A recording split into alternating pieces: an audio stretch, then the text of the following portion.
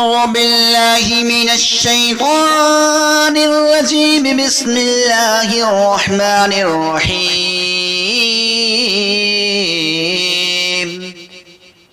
يا أيها النبي إذا طلقتم النساء فطلقوهن لعدتهن واحصوا العدة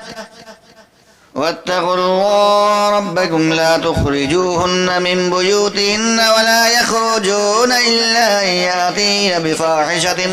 مبينة وتلك حدود الله ومن يتعد حدود الله فقد ظلم نفسه لا تدري لعل الله يحدث بعد ذلك أمرا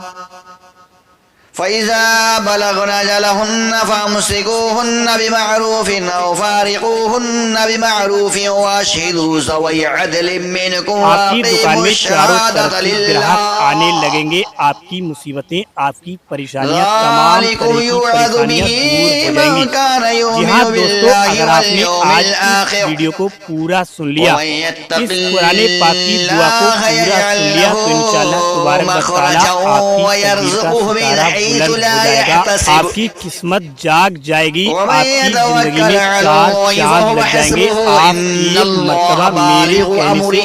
दुआ को जरूर सुन قد लें, جعل फिर आप الله कमाल لكل देखना। شيء आपके घर में पैसों की जो कमी है, आपके घर में قدرا पैसों की कभी भी कमी नहीं होगी, आपके घर में बरकतें नाजिल हो जाएंगी। يئسن من एक المحيض मर्तबा من इस दुआ को نسائكم जरूर सुन लें। إن ارتبتم فعدتهن ثلاثة أشهر واللائي لم يحيضن وأولاة الأحمال أجلهن أن يدعن حملهن ومن يتق الله يجعل له من أمره يسرا ذلك أمر الله أنزله إليكم ومن يتق الله يكفر عنه سيئاته ويعظم له أجرا أسكنوهن من حيث سكنتم من وجدكم ولا تضاروهن لتضيقوا عليهن وإن كن أولاد حمل فأنفقوا عليهن حتى يدعن حملهن فإذا رضعنا لكم فآتوهن أجورهن وأتمروا بينكم بمعروف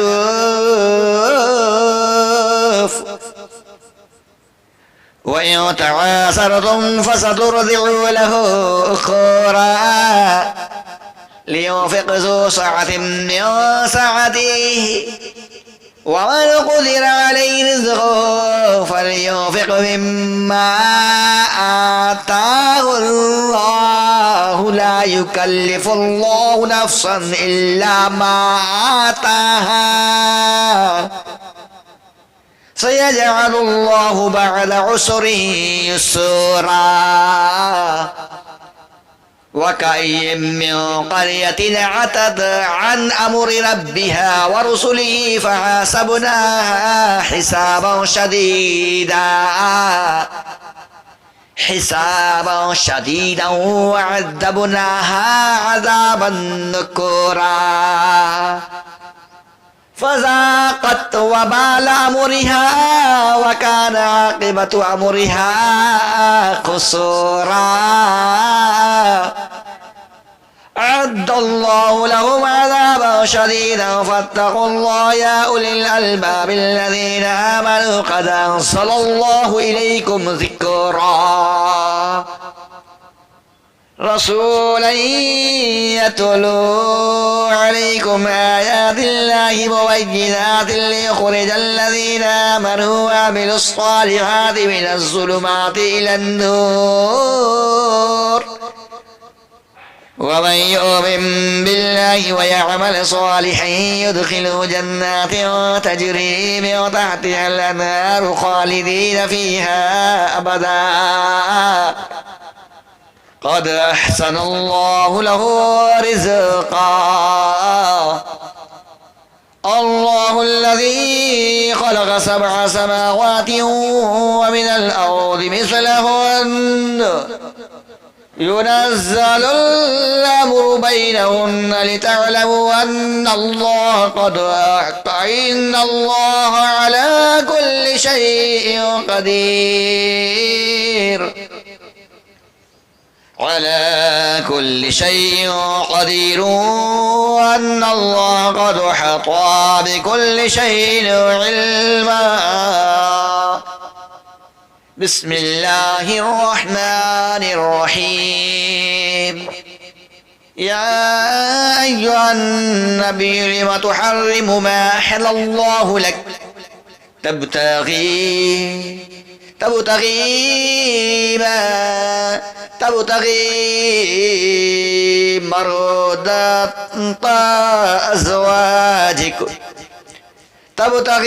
مرضات أزواجك والله غفور رحيم قد فرض الله لكم تحلة أيمانكم والله مولاكم وهو العليم الحكيم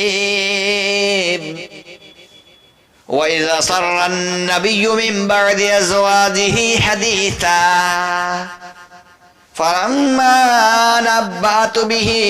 وأظهره الله عليه عرف بعده وأعرض عن بعد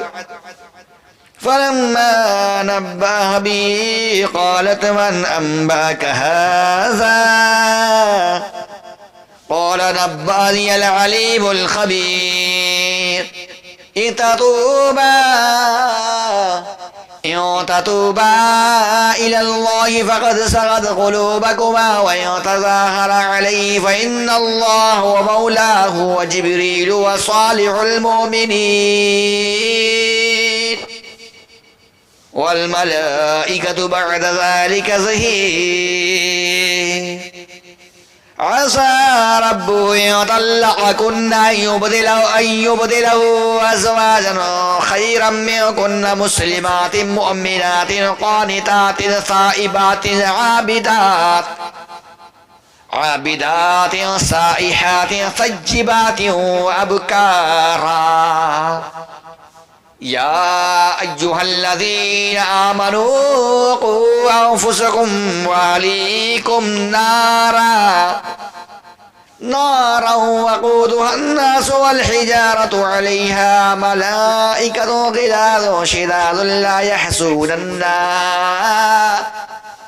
لا يحسون الله ما أمره ويفعلون ما يؤمرون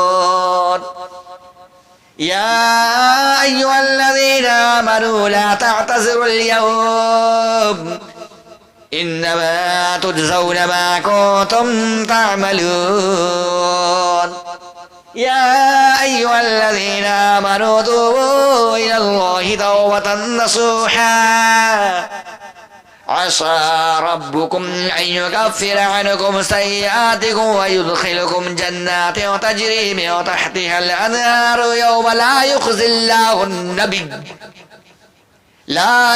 الله النبي والذين آمنوا معه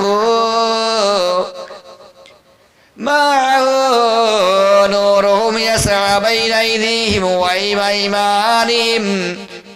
بين أيديهم وبأيمانهم يقولون ربنا أتمم لنا نورنا واغفر لنا إنك على كل شيء قدير يا أيها النبي جاهد الكفار والمنافقين واغلظ عليهم ومأواهم جهنم وبئس المصير ضرب الله مثلا للذين كفروا امرأة نوح وامرأة لوط كانتا تحت عبدين من عبادنا صالحين فخانتاهما فلم يغني عنهما من الله شيئا وقيل ادخلا النار مع الداخلين وضرب الله مثلا للذين آمنوا امرأة فرعون إذ قالت رب ابن لي عندك بيتا في الجنة ونجني من فرعون وعمله ونجني من القوم الظالمين ومريم ابنة عمران التي أحسنت فرجها فنفخنا فيه من روحنا وصدقت بكلمات ربها وكتبه وكانت من القانتين